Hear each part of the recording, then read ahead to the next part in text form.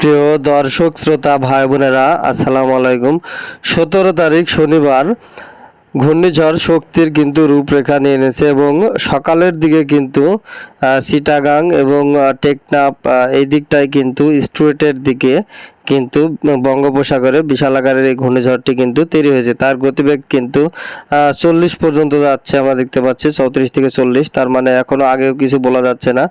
তো এখনো দু একদিন পরে কিন্তু আমরা দেখতে পাবো যে আসলে ঘূর্ণিঝড়টি কোথায় কোন নাগাদ যাচ্ছে। তো আসলে আমরা দেখতে পাচ্ছি যে টেকনাফ এবং চিটাগাং এই দিকটায় কিন্তু চলে আসবে আস্তে আস্তে করে। তো 23-24 তারিখ বা 25 তারিখের ভিতরেই কিন্তু এটি আঘাত হানবে আস্তে আস্তে এইদিকে এই ঘূর্ণিঝড়টি গিয়ে।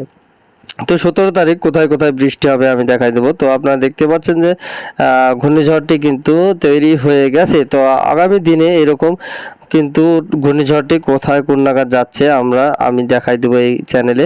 তো অবশ্যই আমার এই ভিডিওগুলো যদি একটু ভালো লাগে তো চ্যানেলটি সাবস্ক্রাইব করে পাশে থাকা বেল বাটনটি অন করে রাখবেন। তো এবারে দেখে আসি কোথায় কোথায় আমরা 17 তারিখের আবহাওয়াতে কোথায় কোথায় বৃষ্টি হবে সেটি কিন্তু দেখবো এই মুহূর্তে। তো এবারে যদি আমি বজ্র ও বৃষ্টি মোড়ে চলে যাই, তো তাহলে 17 তারিখ সকালের দিকে কোথায় কোথায় বৃষ্টি হবে আমি দেখাই দেবো। তো 17 তারিখ কিন্তু রংপুর এবং এই সাইডে কিন্তু বৃষ্টি হবে এবং ভারতের আলিপুরদুয়ার, গোলাপাড়া বিশাল আকারের কিন্তু বৃষ্টি রয়েছে সকালের দিকে, এবং বাংলাদেশের সিলেট, মৌলভীবাজার এই দিকটায় মাদান, ময়মনসিংহ ঝিরিঝিরি বৃষ্টি কিন্তু পড়বে এখানে। তো বৃষ্টি না বললেই চলে, এখানে ঝিরিঝিরি বৃষ্টি চলবে। তো তার পরবর্তী সময় বা 11টা বা 12টার দিকে যদি যাই তো তাহলে সেখানে কিন্তু মেঘটি থাকবে এবং বৃষ্টি কিন্তু সেখানেও বিশাল আকার হবে। পরবর্তী সময় কিন্তু কলকাতার দিকেও কিন্তু চলে আসবে। দক্ষিণবঙ্গে বৃষ্টিটি বিকেলের দিকে আসার সম্ভাবনা রয়েছে কতটুক। তো বৃষ্টি রয়েছে কলকাতার এই সাইডে চন্দননগর এবং আরামবাগ, ভারতের বর্ধমান, শান্তিপুর এবং কাটোয়া, দুর্গাপুর, বানকুড়া এই দিকটায় কিন্তু বৃষ্টি রয়েছে, এবং বাংলাদেশের যশোর, খুলনা এবং সাতক্ষীরা, লোহাগড়া এই দিকটায় কিন্তু বৃষ্টি রয়েছে। 4টি জেলায় বিশাল আকারের। তা পার্শ্ববর্তী জেলাগুলোতে কিন্তু ধীরে ধীরে বৃষ্টি হতেও পারে, নাও হতে পারে।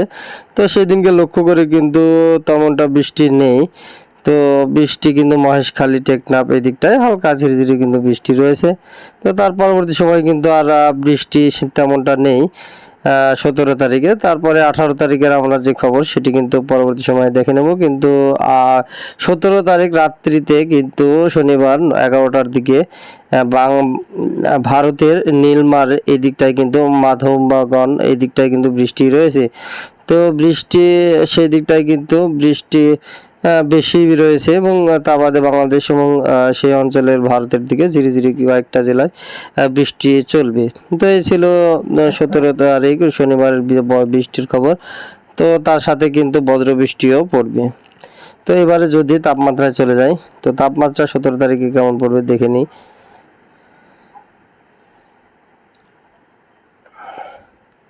তো তাপমাত্রা কিন্তু কমে আসতেছে আমরা দেখতে পাচ্ছি। তো 35 থেকে 36 ডিগ্রির ভিতরে সেলসিয়াস তাপমাত্রা পড়তেছে। তো তাপমাত্রা হালকা কমবে 17 তারিখের পরবর্তী সময়।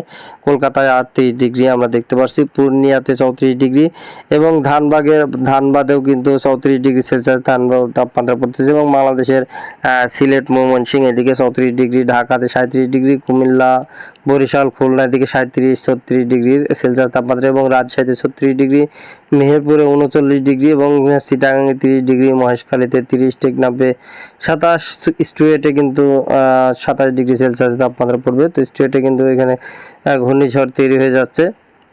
তো কালাপাড়ায় 34 ডিগ্রি, ভারতের হলদিবাড়িতে 31 ডিগ্রি, এবং বরিশালে 35 ডিগ্রি সেলসিয়াস, কুমিল্লা 36 আমরা দেখাই দিলাম। তো এখানে কিন্তু রংপুরে 30 ডিগ্রি সেলসিয়াসতে তাপমাত্রা, এবং ঠাকুরগাঁও 31 ডিগ্রি সেলসিয়াসতে তাপমাত্রা পড়বে।